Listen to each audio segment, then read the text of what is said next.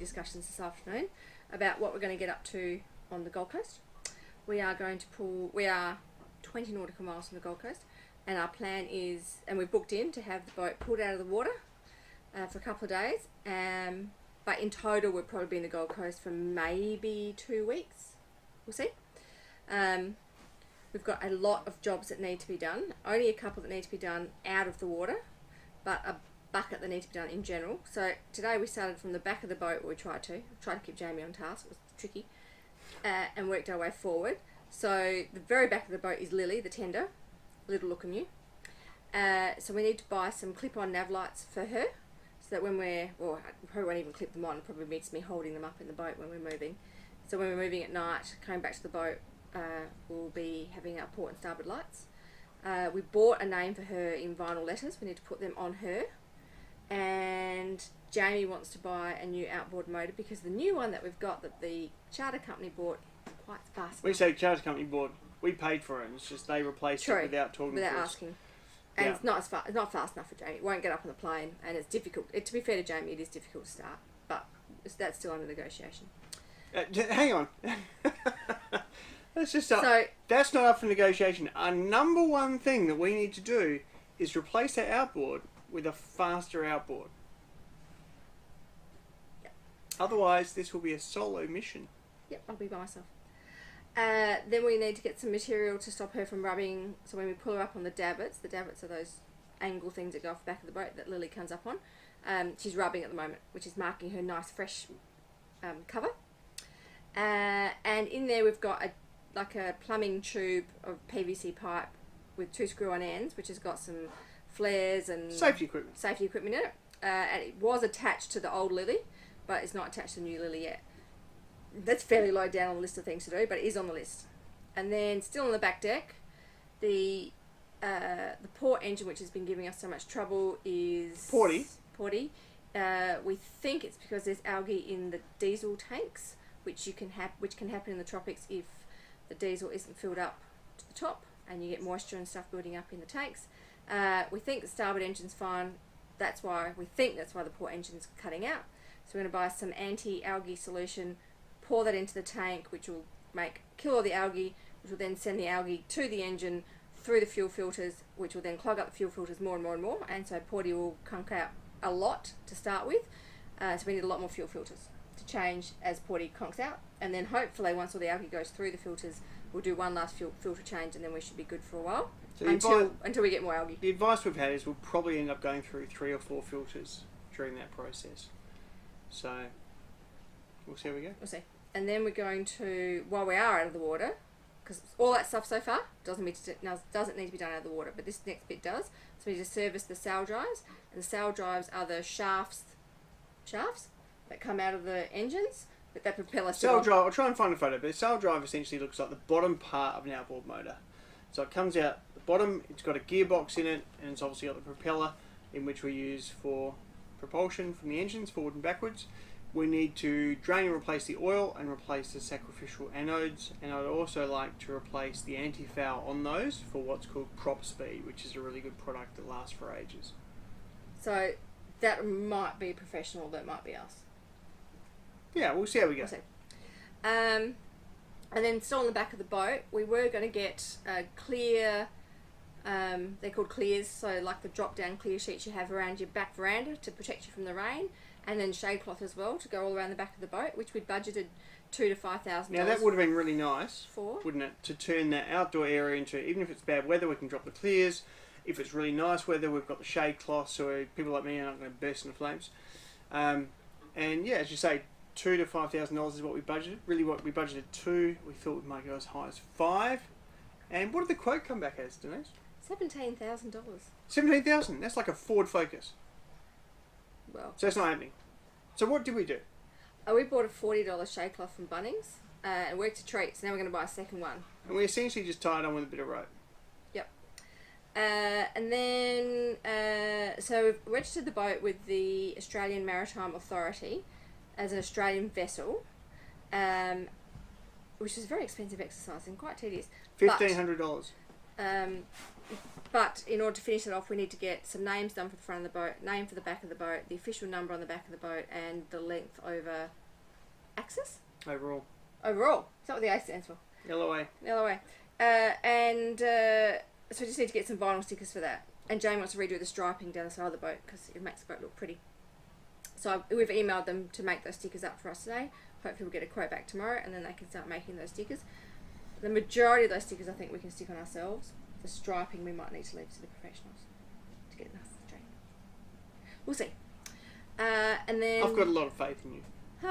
And then this table, which has got some legs obviously underneath it too. You can pull these legs out, put shorter legs in, which drops the table down to the level of the seats. And then this has got cushions on it. It turns this into a double bed for small people. Outside we've got the same similar table set up with the legs, which technically if we could get those legs out, we could put shorter legs in, same shorter legs, so you can drop one or the other. You can't drop table both legs, not our legs. And so we can make it into a day bed, which would be really nice in summer. I think we could possibly even sleep out there if it was really hot and there was a nice. I think we're going to need a welder because they are corroded into place. Yeah. Brute force and violence has not been enough to get if look, worst case scenario, we could unscrew the base, unscrew the top, and replace the whole thing, and you can get little hydraulic or pneumatic mechanisms that would raise and lower the table. Just from the navigation seat, driver's seat, helm.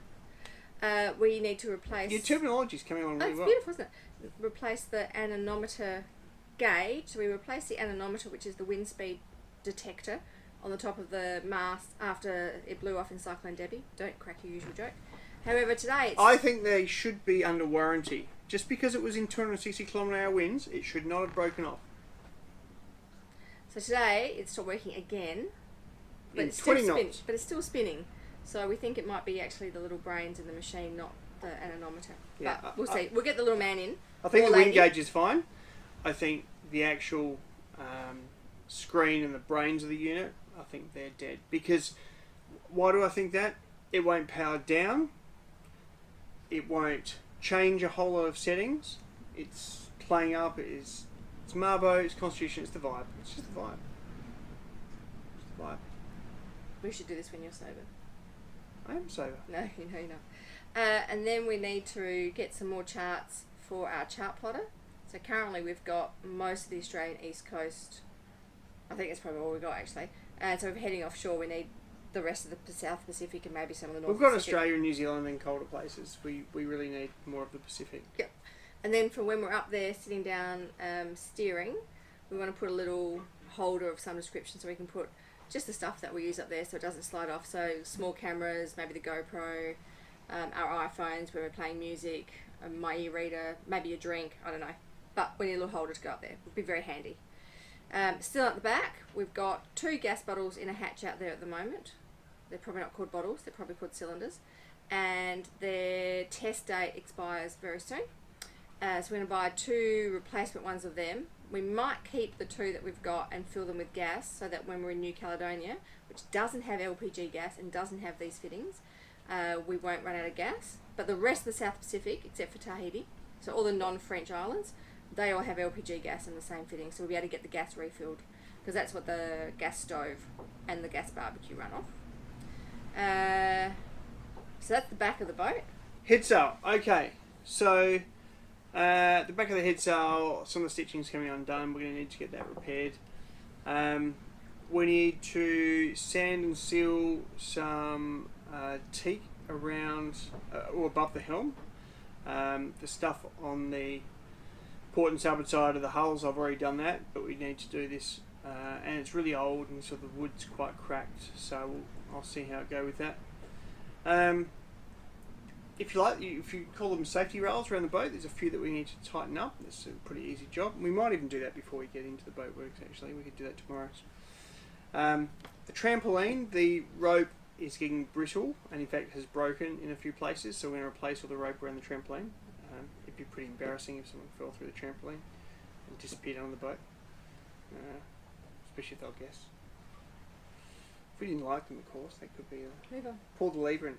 Anyway, so not a James Bond film. It could be spinnaker. We've ordered a spinnaker. Once I ordered, we paid for half of it.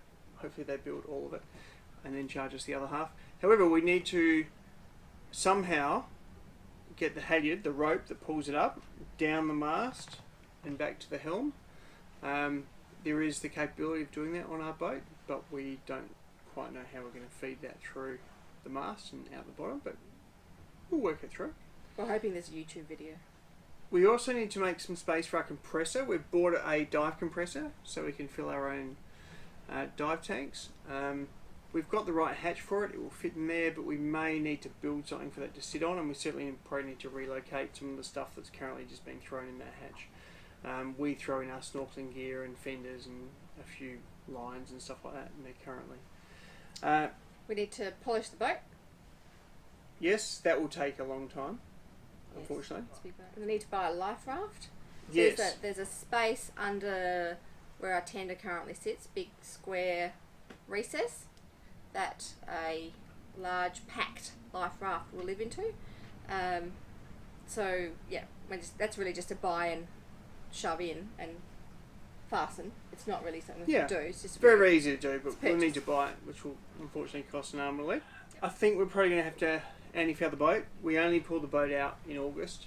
However, we don't intend to pull the boat out in 6 months' time. So if we're going to go for another year from now, we probably need to pull the boat out and check, and we'll do some more anti-foul. We need to buy it's called a drone or a drogue or a para anchor. So it's like a pointy parachute, like a windsock almost, maybe. Yeah, like a parachute. Yeah, and you stick it out the back of the boat, tie it to both hulls at the stern, and it drags the boat, which seems illogical, except if you need to slow the boat down because you're going too fast because the weather's really bad. So if you're in horrendously bad conditions, so you don't lose control of the boat, and you want to slow it, then you might deploy a drogue or a para anchor. Which we don't know how to do. No, we have investigated it. We've read up about it. We've watched some videos on it. We need to buy one. We've purchased a water maker, so we can make our own water out of the salt water. So it's a desalination machine that basically, through reverse osmosis, you've got a high pressure pump pushing salt water through a membrane, and you end up with like a high level brine that goes back into the ocean, and you end up with fresh water that goes into your freshwater drinking tanks.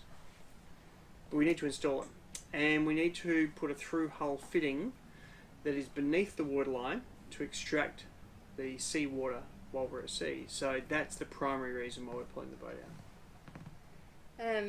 And then last little bits in here, we need to put an extra shelf in our saucepan / kitchen cupboard because there's a bucket of room in there but only one shelf. So there's a whole lot of space going to waste. We did some work on why the shower drain in the starboard side is not working. Turns out that the little switch that operates it is dead. So unfortunately I was looking for every other solution other than the switch, which took an hour or so, but nevertheless it's the switch. So now if we can find the right replacement switch, then it's probably what, a 5 or 10 minute job to complete that. Yeah. We were going to replace the bench tops in the kitchen, but I think that's going to be about a $2,500 job. Not happening. So it's not that important. The laminate is delaminating, but I think we can glue it down and save ourselves a bucket of money, so we're going to do that. We'll use some Sikaflex. That stuff will outlast religion. And we need to buy a thermos, but I don't think that's going to be too much hard work. And that's our list. On the next adventure with Lukimyu, we head to the boatwork, pull Lukimyu out of the water. We get to work cleaning, and we make and plug some holes. If you like this video, please give it a thumbs up, subscribe, and share it with your friends.